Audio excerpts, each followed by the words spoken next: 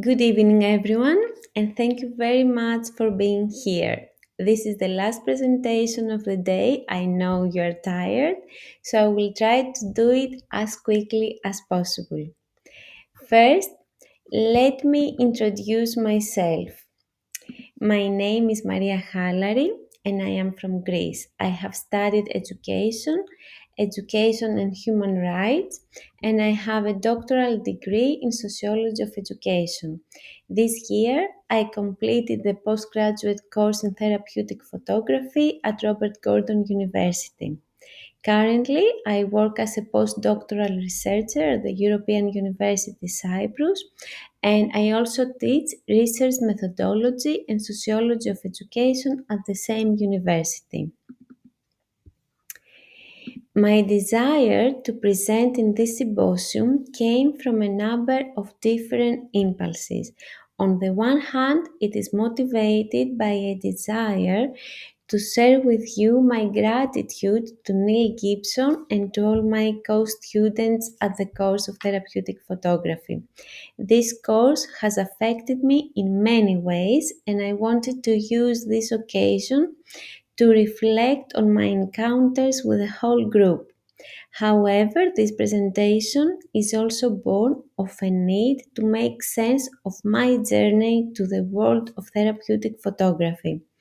This journey is mostly a personal quest to rediscover who I am, what kind of educator I want to be, and how I can use photography in my work as a sociologist of education. Through this presentation, I consider ways in which therapeutic photography has been critical to my attempt to think about photography as well as about myself differently.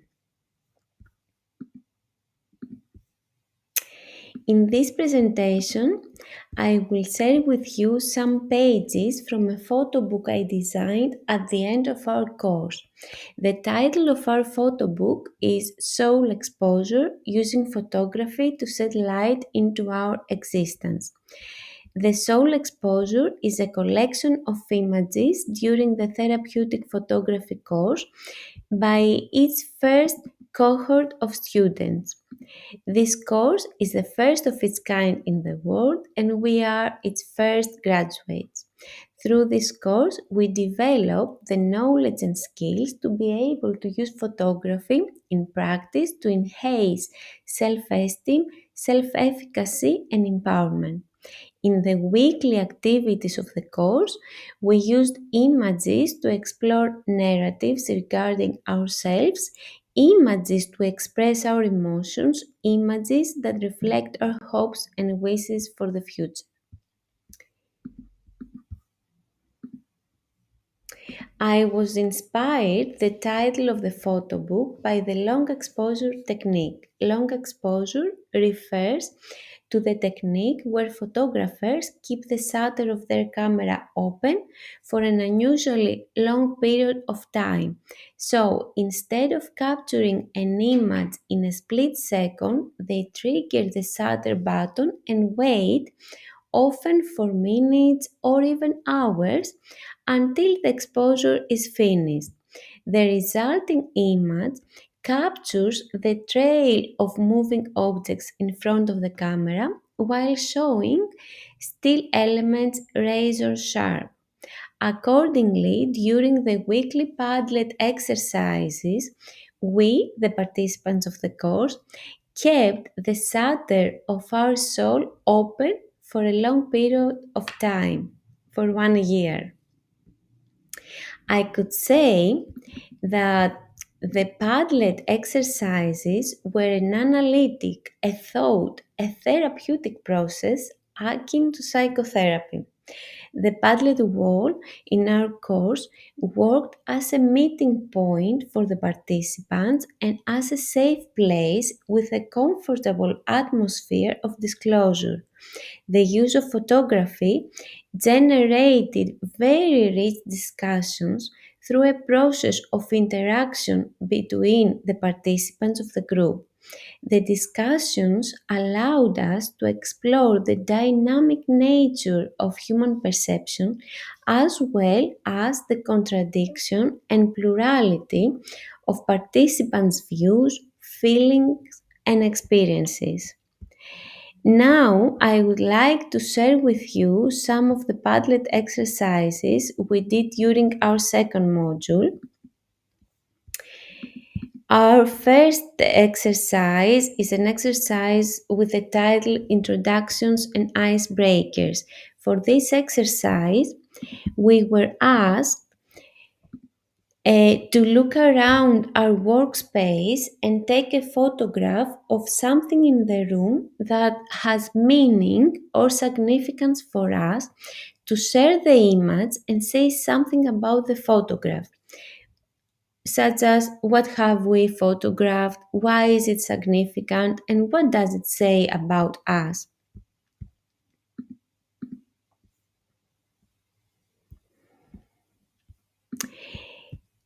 The next exercise had the title The Self, Selfies, and Self Portrait. In this exercise, we were given the task of doing a self portrait that captured a personal quality. We were asked to think of a positive quality or characteristic of us and capture that in an image. We were encouraged to be as creative and abstract as we like. In these images, we answer questions such as who am I? What is my relationship with my environment and others? Who do I want to be? We also explore our emotions and narratives regarding ourselves and our needs. Photography is a powerful form of communication, but also a powerful way of exploring ourselves and our interaction with people. Self portrait photography is a kind of self documentary that can give the opportunity to the photographer to clarify his/her self image and raise his/her self esteem and self confidence through making, viewing, and accepting images of him and herself. In the next exercise, we were asked to explore the six main emotions and to take a picture to represent creatively each one in an abstract manner. The six emotions were fear, sadness, anger, surprise, joy, and love. This exercise led to a discussion about how we deal with particular emotions, what was difficult to photograph, and what might be omitted. Through photography and through this exercise, we looked at the normal emotions we experience and we attempted to capture an image with the purpose of exploring the accessibility of these emotions. The dynamics of using photographs in this exercise enabled us to travel to our subconscious and evoke from there images and feelings that would be very difficult to express in words. In the next exercise, we focused on relationships, attachments, and family systems. Building on the abstract nature of photography, we were asked to consider the people most important to us in our lives, to think of a significant relationship and to represent it with a photograph. The next exercise was about strengths and resilience. In this exercise, we were asked to think about our daily routines and to share where do we draw strength from? Where do we turn when things get tough? We were asked to explore our own resilience using as many photographs as we liked.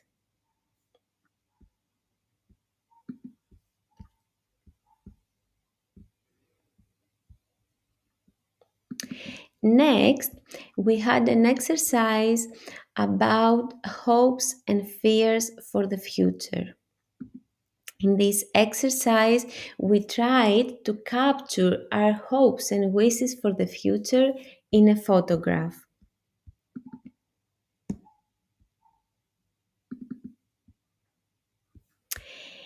Next, we continued with a photo voice exercise where we investigated with using many photographs the good points and the bad points of online learning.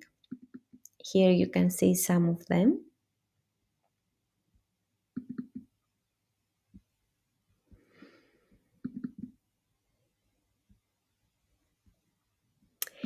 The last exercise, in the last exercise, we were free to upload whatever we wanted and to share some last thoughts and feelings.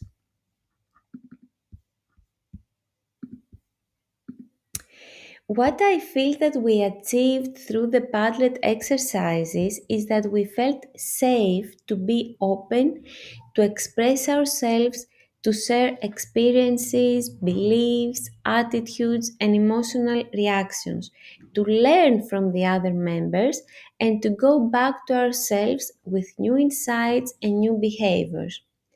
Through the comments of the other participants, we managed to look at our images and ourselves in another way and to see things differently through the construction of new stories. My peers' comments gave me new eyes and new visions, and with new visions come new perspectives, new meanings, new ways of looking, and new ways of visioning. Therapy can be understood as a process of discourse transformation. This shift to discourse is perhaps the most widely apparent aspect of therapy and has given rise to a broad range of therapeutic innovations. The way in which photography is used therapeutically are contrasting and varied. Taking powerful photographs has potential implications for social change and the ability to inspire, motivate, change lives, and change minds.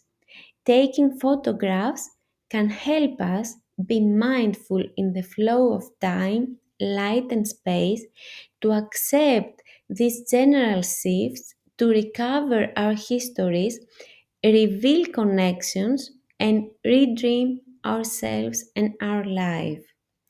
Taking photographs can help us shed light into our existence. Thank you very much.